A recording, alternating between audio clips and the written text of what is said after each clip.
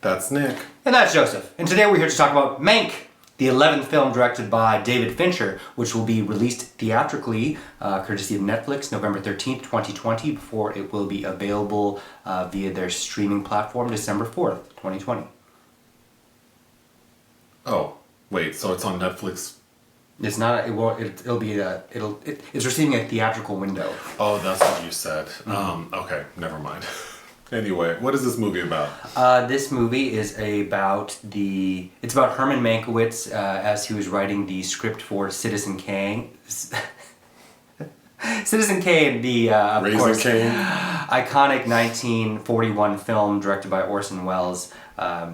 It's basically, rather than an explication of that film per se, it's a kind of a slice of Hollywood in the 1930s and 40s, with of course a leaning towards a particular impression of Herman Mankiewicz.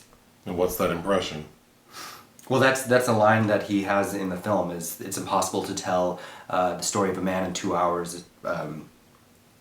If you can leave behind an impression of him, you're successful. And it does. I also had read a book that was published this year, I believe, called The Brothers Mankiewicz, about Herman and his younger brother Joseph Mankiewicz, who directed one of my favorite films of all time, Suddenly Last Summer, and All About Eve.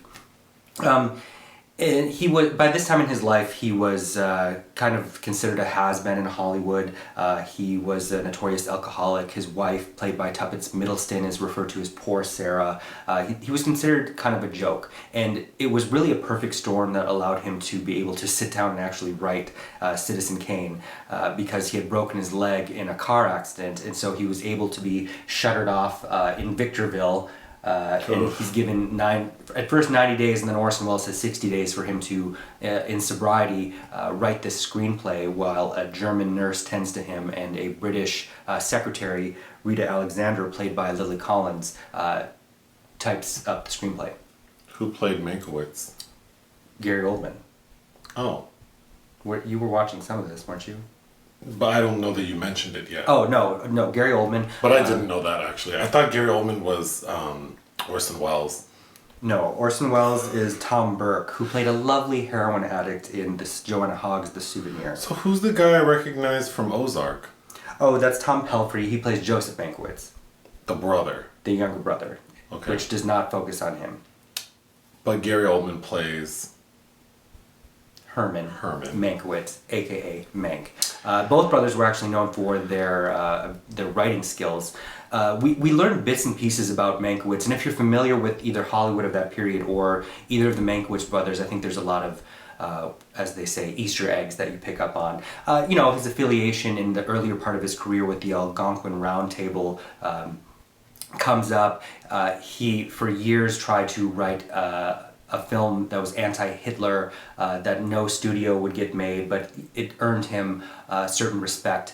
As you'll see in the background of this, Upton Sinclair, of course, is running for California governor, and a lot of the background of this film, because there's a lot of flashbacks to 1934 during that election, where Louis B. Mayer, played by Arliss Howard, who's married to Deborah Winger, has created propaganda, aka fake news, as we call it now, so that Upton Sinclair loses, because he was a famous socialist.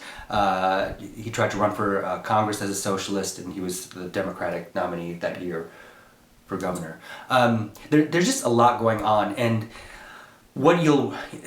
Fincher is very famous for lots of takes, and Amanda Seyfried has already come out to say, like, there's one scene in particular where Gary Oldman crashes William Randolph Hearst's dinner party where he's drunk and throws up everywhere. It was like something like over 100 takes. Ugh. And the labor of that is really not evident on screen.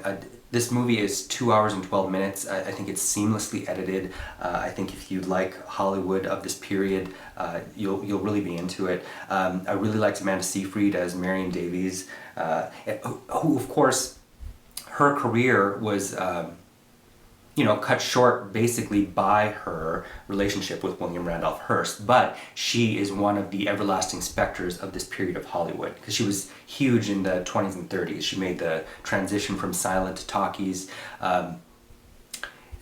she's been portrayed many times before. Melanie Griffith played her in RKO 281, which of course is the studio that made Orson Welles. They gave him carte blanche, like he was 24 years old when he was able to do whatever he wanted on Citizen Kane. Orson Welles was only 24 when he directed Citizen Kane? Yeah, it's crazy. I mean, I've never seen Citizen Kane, but I know it's a big deal, so that's impressive. Well, people consider it like the best film ever made, right? Yeah, for a long time that was... Isn't that AFI's like? Yeah, I think Vertigo knocked it out a few years ago. But yeah, Citizen Kane is a very important, very impressive technical achievement, of course. Personally, I prefer something like The Stranger or, of course, Touch of Evil, if we're talking Orson Welles. But yeah, it's definitely worth watching. Agnes Moorehead, Joseph Cotten, just a beautifully made film. And of course, Fincher is trying to make that in the style. Even from the opening credits, this feels like the monolithic vision of Citizen Kane. Except there just isn't, of course, as much mystery. We already know everything about these people. But, as I was saying, Marion Davies, of course, was played by Kirsten Dunst in Peter Bogdanovich's The Cat's Meow in 2001, which details the murder that took place on Hearst's yacht, the Oneida, because apparently she was having an affair with Charlie Chaplin and he shot somebody else and killed them. That wasn't Chaplin. There's just such a richness to this period in Hollywood because of all the rot underneath the facade. That it's just a lot of fun playing with it, and that's what I felt from this film.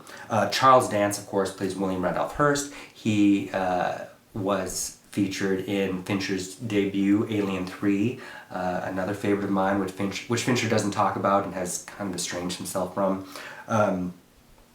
The score was from Trent Reznor and Atticus Ross, who Fincher usually works with, although they used period instruments, so I think the score really takes... It's really in the background, saying like the score they provided for A Girl with the Dragon Tattoo in 2011. It was shot by Eric Messerschmidt, who shot episodes of Manhunter for Fincher, which I believe you did like. I do like Manhunter. And he was a gaffer on Gone Girl. I think another interesting thing is Gary Oldman and David Fincher both were married to the same woman at one point, and that both ended terribly in divorce for both of them. I don't know, that it's written by Fincher's father from a screenplay that he wrote years ago, Jack Fincher, who apparently also wrote a version of The Aviator that was never made, about Howard Hughes. It feels like an homage to many things, and I feel like if you have no idea who any of these people are, this might just seem like a very dry, cold film, but is that how you felt? I think so. I did sit through most of it, but I wasn't paying attention. It didn't catch my attention. The only thing I recall is Amanda Seyfried looks beautiful. Yeah, she looks great. And the dinner scene where Gary Oldman shows up drunk was tense. Yes, very well done. And the man who was kind of in charge, who was that? That was Hearst, Charles Dance. Oh yeah, he seemed like an ass, but... well, because the thing about Citizen Kane is the struggle to... there was all the energy put into it not getting made, because it was a thinly veiled version of Hearst himself, and apparently also was credited as hurting Marion Davies' career. But her last film was at the age of 40 in 1937, which was, of course, before this. Just a lot of hurt feelings going on in the background of that. I don't know. Did you like this film? Yeah, I really liked the film. What would you give it? I would give it 3.5 out of 5. It's not my favorite David Fincher, of course, but I feel like it's must-see cinema. Okay. Anything else? No, I just feel like there's so much to talk about with this that I'm not even... It felt very much like Mankiewicz as this alcoholic writing this masterpiece is like watching Ray Milland in The Lost Weekend. Oh, isn't there some connection between Mankiewicz and... Isn't someone's dead? He's someone's dad? Or... Oh yeah, the Mankiewicz is the TCM guy, and then the Dateline. Dateline, that's what I'm thinking. Yeah, those are all that's all part of that family. And not Berkowitz, the... Not David Berkowitz, the serial killer. I was confused for a while. But no, like it's ironic because this is also delving into contracts in Hollywood, because Orson Welles, the film was nominated for all these Oscars, of course lost Best Picture to How Green Was My Valley, but won Best Screenplay that Mankiewicz had to share with Orson Welles, even though Welles didn't write it, of course. But it was that's another part of the struggle. The fallout between Welles and Mankiewicz was over contractual obligations, because at the end of the day, Mankiewicz decided this was the best thing I've ever written, I want screen credit, which was part of their falling out. So that's another interesting tidbit going on here. And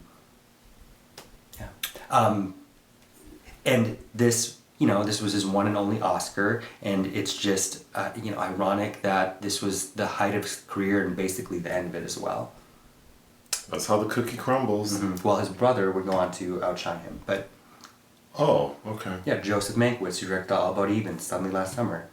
You did say that, okay. And Cleopatra, and many other films. Okay. Yeah, that's it. All right, bye. Bye.